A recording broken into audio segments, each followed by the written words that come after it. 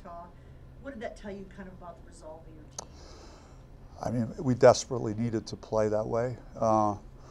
We have to bottle it and try and replicate it as many times as we can moving forward. It was very good balance on offense. So we had quality possessions at that end of the floor. It was probably the best that we played against zone when they were in zone a little bit, just with our movement and changing sides of the floor. I think Adam stepped into a great three, off of changing sides of the floor. So I'm encouraged that we're starting to play better against that defense because we didn't earlier, especially on the Oregon swing.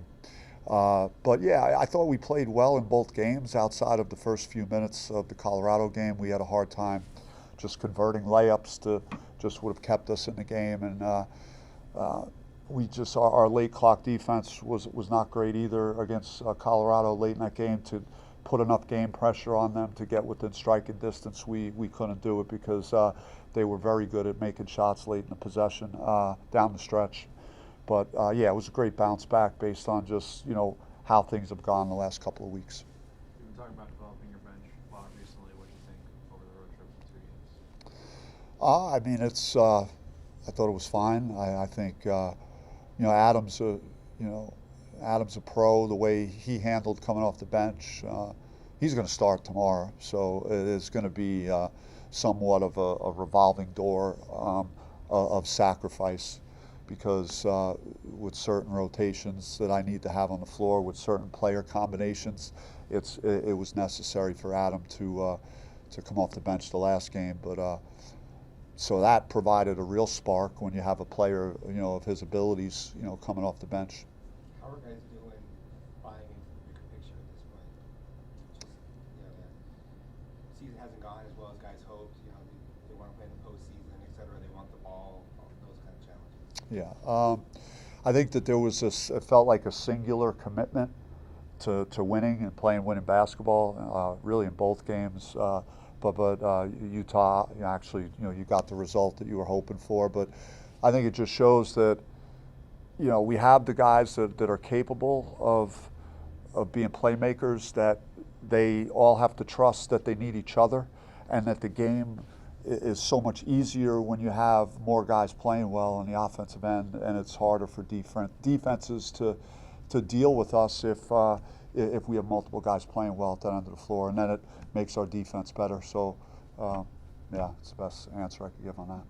With Jose Perez, obviously he had the incident at the end of the half.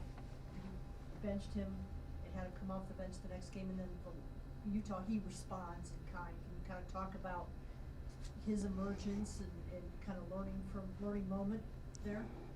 Yeah, I mean, he had a tough moment of frustration, and he wants to win, and he's played a lot of basketball in his career. It's his last chance, in college. So, he was frustrated, but it's well in the rearview mirror for me. And I think his teammates and we're just excited that he played that well, and he's a guy that we could count on in big moments. He's not, scared of taking a big shot, making a big play, which his left corner three was obviously huge in that game. Last time you guys played Oregon State, they shot almost 57% from the field. Are you guys changing up any defensive looks?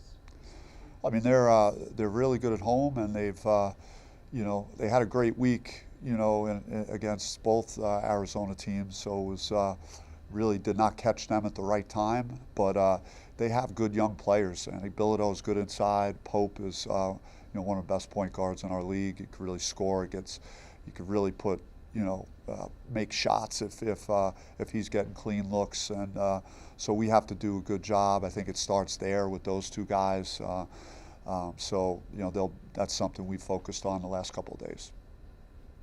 Coach, how critical is this game momentum-wise to be able to set up a string of wins heading into Arizona?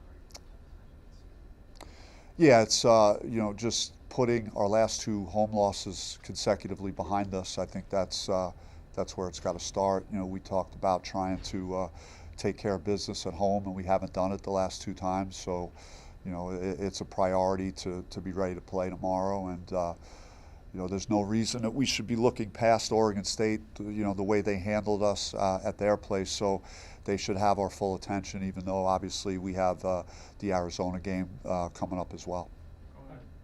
Coach, challenging is it to, not only for yourself but for the team, to keep that focus of one game at a time and not look at the bigger picture, ace the upcoming Pac-12 tournament, making March Madness, all that stuff? How challenging is that for you? I think when you start getting down to this time of year, you want to teach yourself to not lose or find a way to win. And the more games that you could win, down the stretch, the tougher it's going to be to lose, when you're playing for your season. So, I mean, that's kind of been my messaging to the team before Utah.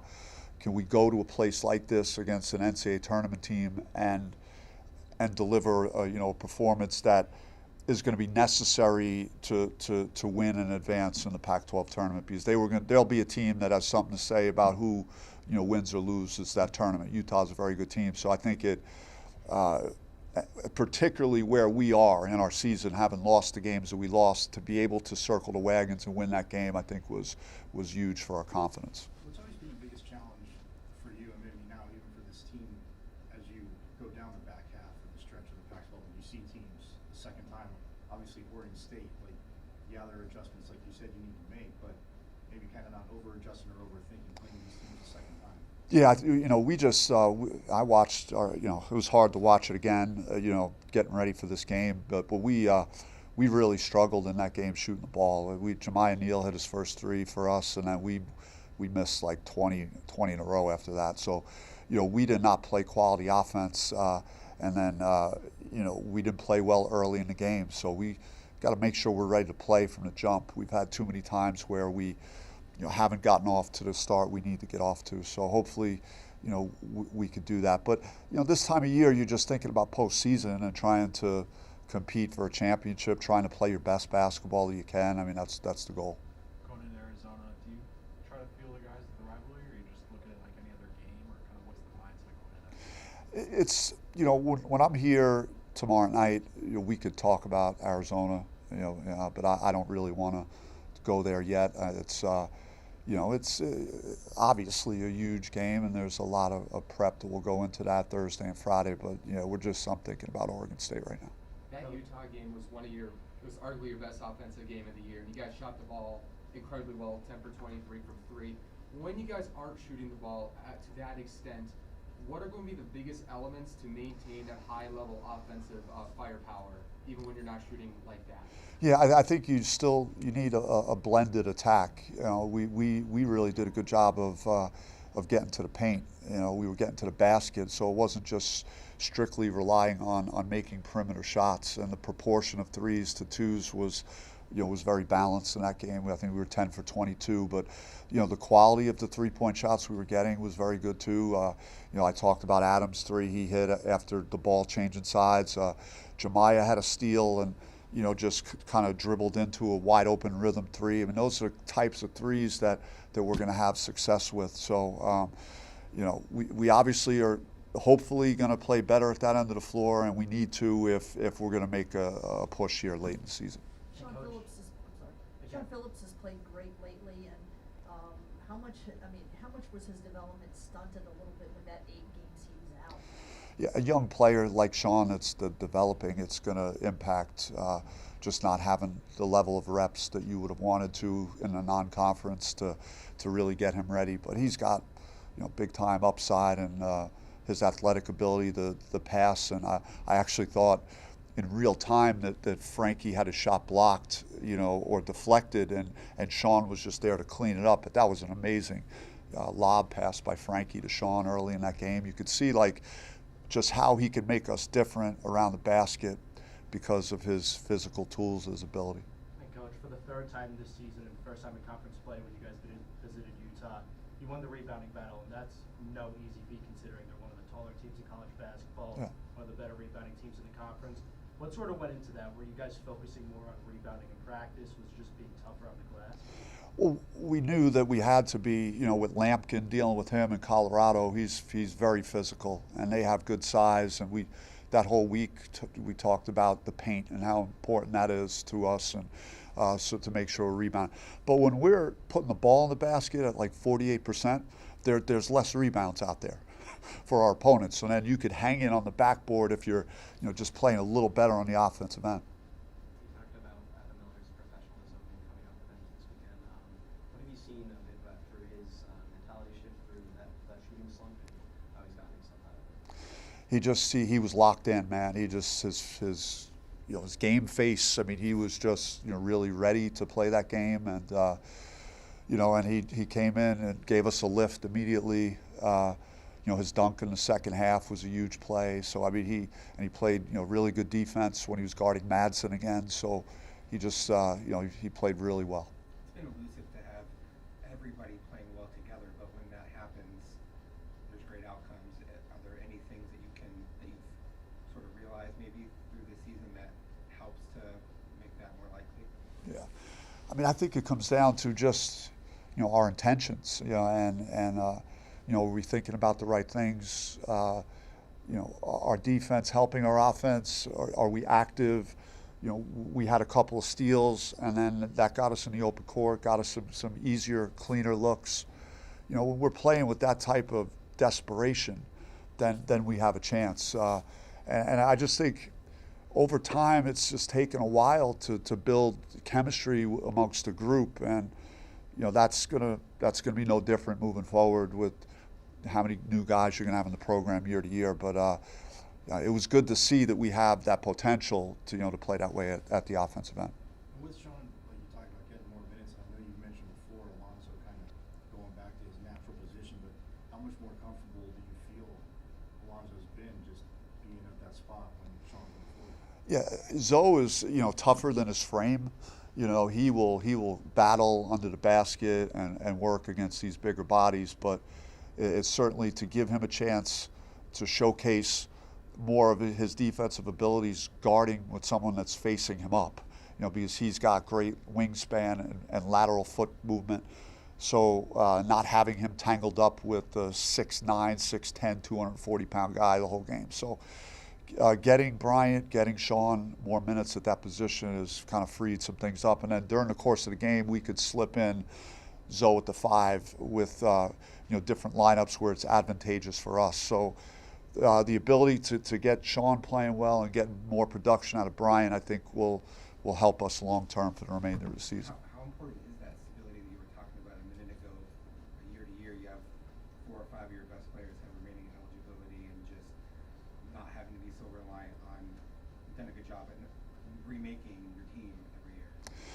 Yeah, it's something that you're going to have to master. It's going to be. I think everybody's still learning how to put together a group of people, so many new faces, and trying to get everybody on the same page, and then trying to identify the best possible players that you can, and that's kind of the formula. And player retainment will be important. If you could keep some of your best players that you could work with and supplement them with other guys, but it's something that's not easy.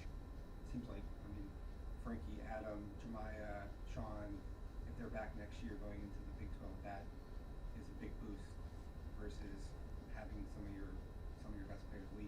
Yeah. I mean, can I sign a contract for that right now? Like, I would take that deal right now if you could. We could make that happen. You definitely have more say in whether it's going to happen than we do.